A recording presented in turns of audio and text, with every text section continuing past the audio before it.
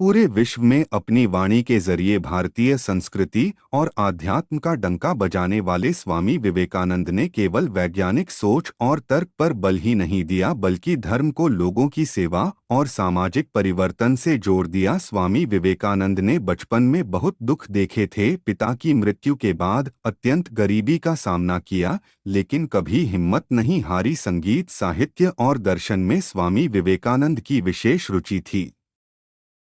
तैराकी, घुड़सवारी और कुश्ती उनका शौक था। मानवता की दिव्यता के उपदेश का स्वाभाविक फल था निर्भयता और व्यावहारिक। अंग्रेज जाति ने स्वामी विवेकानंद के जीवन की कई घटनाओं में इस निर्भयता का प्रत्यक्ष उदाहरण देखा था। एक घटना विशेष रूप से उल्लेखनीय है। स्वामी विवेकानंद एक दिन अपने अंग्रेजी मित्रों, एक महिला और एक पुरुष के साथ मैदान में टहल रहे थे। उसी समय एक पागल सांड तेजी से उनकी तरफ बढ़ने लगा।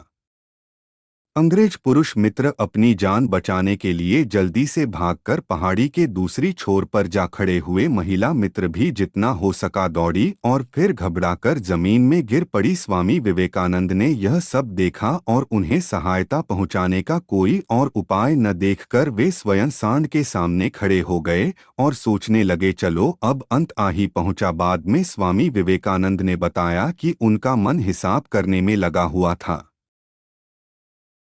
कि सांड उन्हें कितनी दूर फेंकेगा, परंतु कुछ कदम बढ़ने के बाद सांड वहीं ठहर गया और अचानक ही सिर उठाकर पीछे हटने लगा। स्वामी विवेकानंद को सांड के समक्ष छोड़कर अपने कायरतापूर्ण पलायन पर अंग्रेज मित्र बड़े लज्जित हुए। महिला मित्र ने स्वामी विवेकानंद से पूछा कि आपने ऐसी खतरनाक परिस्थिति से सामना करने का साहस कैसे किया। स्वामी विवेकानंद ने पत्थर के दो टुकड़े उठाकर उन्हें आपस में टकराते हुए कहा कि खतरे और मृत्यु के समक्ष वे अपने को चकमक पत्थर के समान सबल महसूस करते हैं, क्योंकि मैंने ईश्वर के चरण स्पर्श किए हैं। इंग्लैंड के अपने कार्य तथा अनुभवों के विषय में स्वामी विवेकानंद ने अपनी हेल बहनों को एक पत्र लिखा था कि यहाँ उनके कार्य को अधिक सफलता मिली है। साथ ही यह भी बताया कि अंग्रेजों के महान विचारों को आत्मसात करने की शक्ति में उन्हें विश्वास है, यद्यपि इसकी गति धीमी हो सकती है,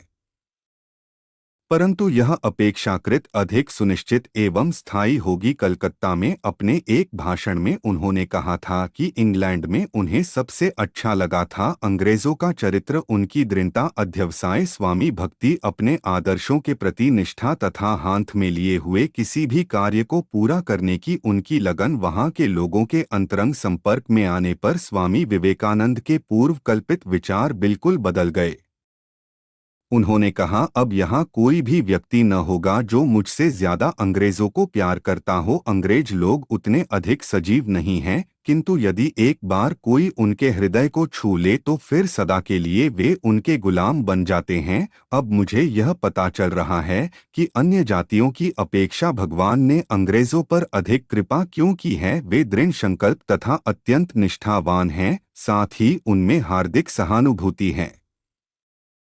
बाहर उदासीनता का केवल एक आवरण रहता है, उसको तोड़ देना बस, फिर तुम्हें अपने पसंद का व्यक्ति मिल जाएगा। अंग्रेज लोग कितने दृढ़ चित्त होते हैं। अन्य जातियों की अपेक्षा उन लोगों में पारस्परिक ईर्ष्या की भावना भी बहुत कम होती है। यही कारण है कि उनका प्रभुत्व सारे संसार पर है। दासता के प्रतीक खुशामद से सर्वथा दूर रहकर उन्होंने आज्ञा पालन पूर्ण स्वतंत्रता के रहस्य का पता लगा लिया है।